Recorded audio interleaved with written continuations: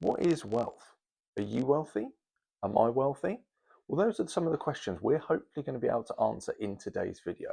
We're going to go into detail on what I believe are the 4 key steps to working out whether you're wealthy already or on a path to being wealthy. We're also going to define what is the difference between being wealthy and being rich, because, spoiler alert, there is quite an important difference that really maps out what your future might look like depending on whether you're being interested in being wealthy or whether you're interested in being rich.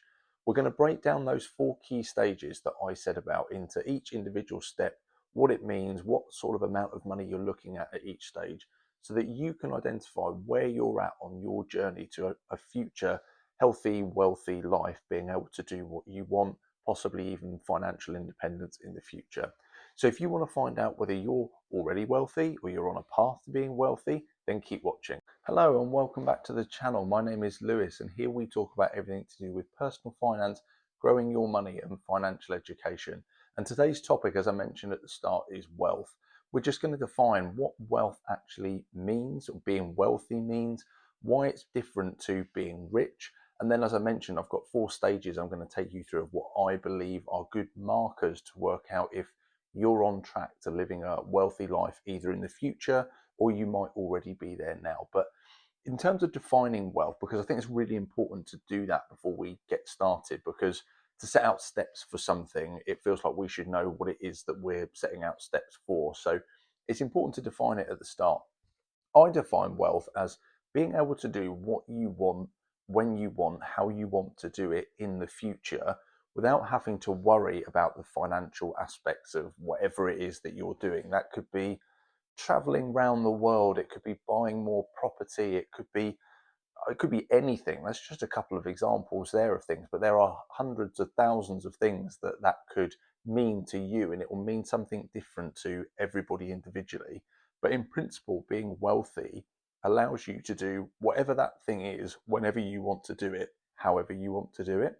Now, an important differentiating factor, I think, between being wealthy and being rich, which is a term that probably gets used a lot with being wealthy, is how you use that money. And I think being rich, in my opinion, is taking the money you have and not putting it to use for the future, instead putting it for the use for now. So that is buying flashy items like buying cars or buying extra housing just for yourself rather than as a property portfolio, or buying the most expensive clothes, or there's lots and lots of things in there. Now, those things aren't wrong. It's really important I say that. Those things are not wrong at all, but they are what differentiates between being wealthy and being rich. You'll often find that the people that are rich have all the latest things, all the most expensive things, but don't have a setup to give them money in the future when they're older, later in their life when they retire.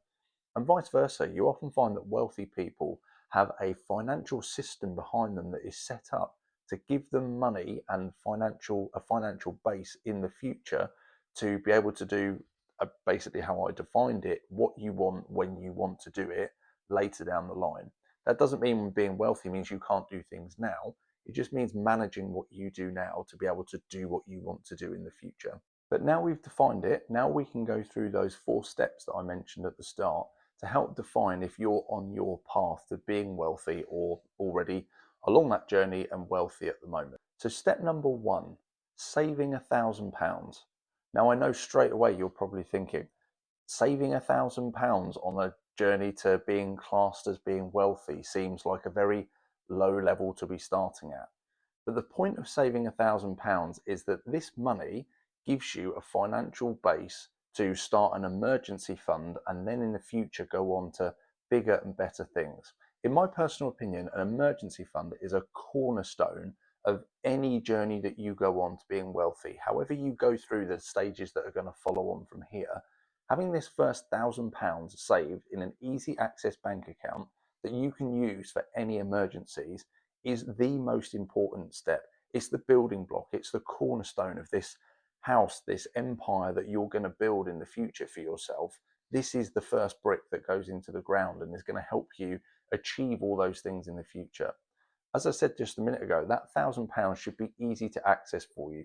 The reason why you're saving it up is so that you can pay off any immediate bills that come up, any unexpected costs. That's what that money is for, because having that money there stops you having to accrue debt, or at least provides a sort of a buffer, a bit of a prevention wall for having to use debt to pay off bills and unexpected costs and things like that.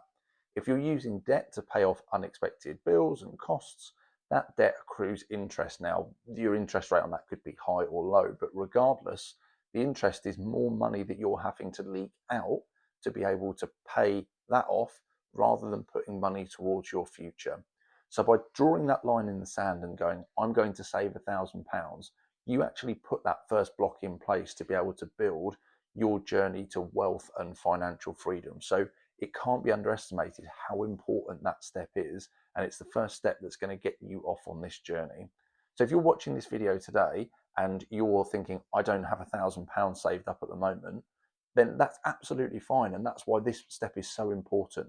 Go away today and have a look at your budget, your monthly incomings, your monthly outgoings, and see if you can map out a plan to get to that £1,000 in a bank account that you can use as an emergency fund. Don't worry about anything else in the future. Don't worry about investing. Don't worry about any of those things, because they're going to follow on in the future. For now, all you need to focus on is, how can I get from where I am now to having £1,000 to be able to pay off any immediate invoices, debts that come in that you're not expecting. You can just deal with them, and that's what that £1,000 is for. There's kind of a half step that follows on from here as well. So when you've got that first £1,000, that gives you that first initial buffer to be able to pay any of those unexpected costs. But the next objective should be looking to grow that a little bit more, with the idea of ending up somewhere between having 3 and 6 months of your monthly outgoings, essential costs, saved in an easy access savings account. This is an official emergency fund at this point. If you can get yourself to having 3 to 6 months saved in a bank account, you've then got yourself a fund that can help any of the bigger costs that might come in. A boiler breaks or something goes wrong with your car unexpectedly. You have some money to be able to alleviate any of those sudden costs that you might incur. You can pay them off without accruing debt. So once you've got to that first £1,000, that's great work and an amazing feeling, because you've just got yourself a buffer.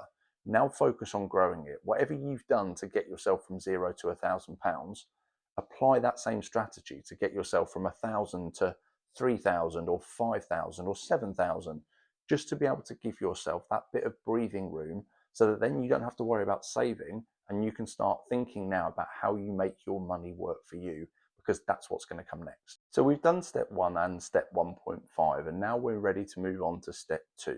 Step 2 is having a net worth of approximately £35,000. Now, the first thing that probably jumps out about that is that that's a really random number to be aiming for. And it's also quite a big jump from the step before.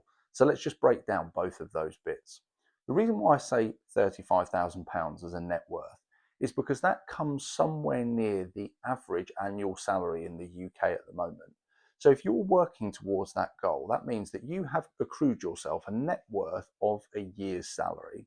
Now, that can come in a multitude of ways. It's certainly not coming all from the strategy we mentioned before at step 1 and growing an emergency fund. The rest of the money is going to come from things like pensions and investments, because this is the next key stage to start you on this journey of becoming wealthy and living a wealthy life in the future.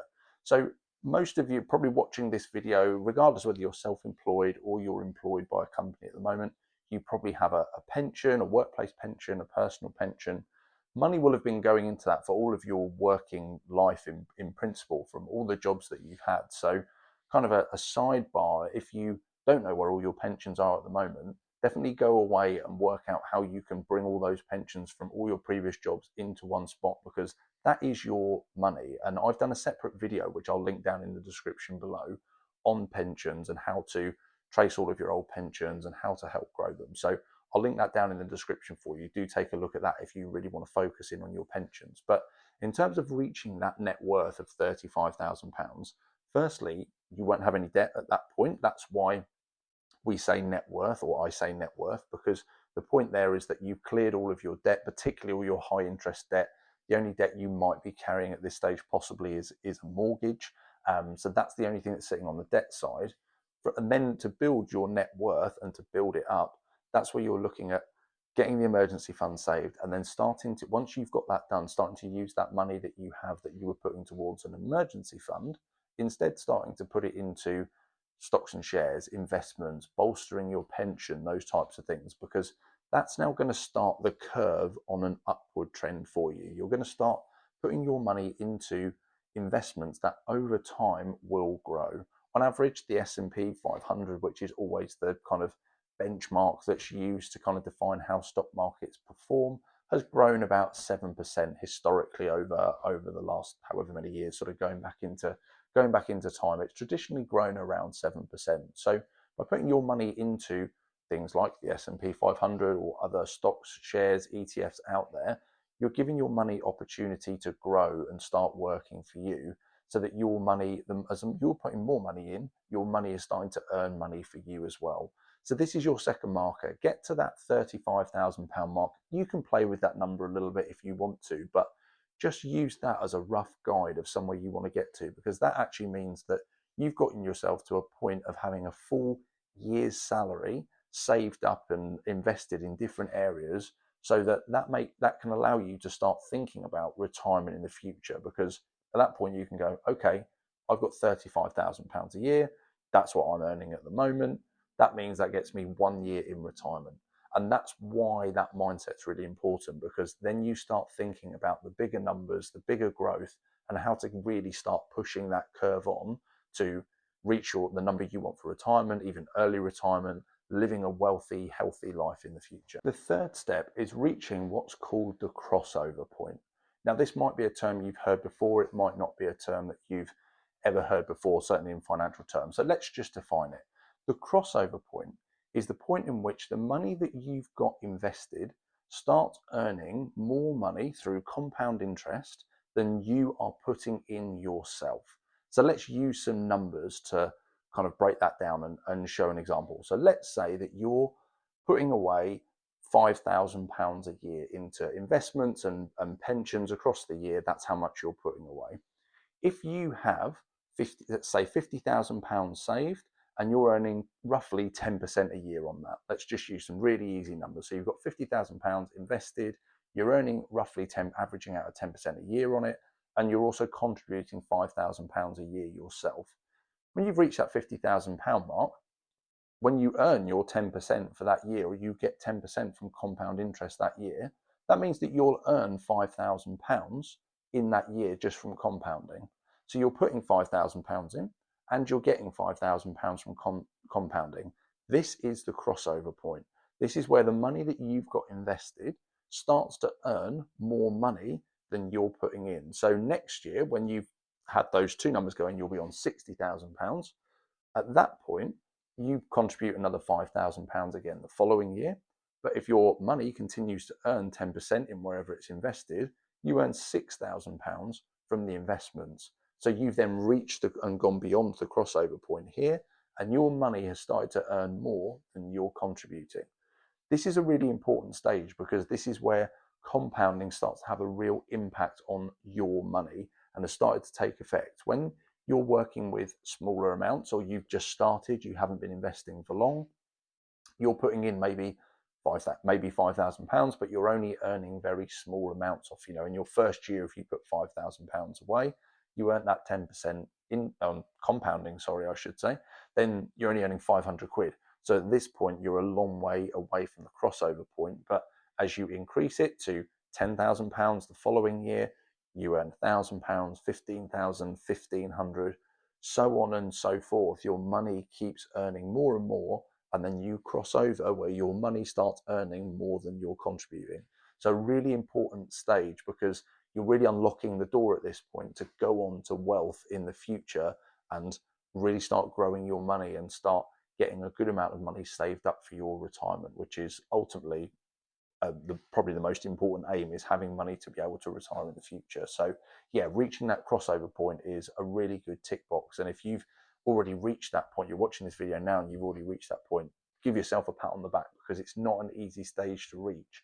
And at this point, your money really starts working for you. Now I'm going to put another little substage in here, 3.5, because there's probably an obvious numerical number that is really important to to highlight, and that's getting to £100,000 saved up in emergency fund investments, £100,000 net worth effectively, because it's such a psychological number sort of barrier to reach. If you reach those six figures, you get there, no matter however your money's split up.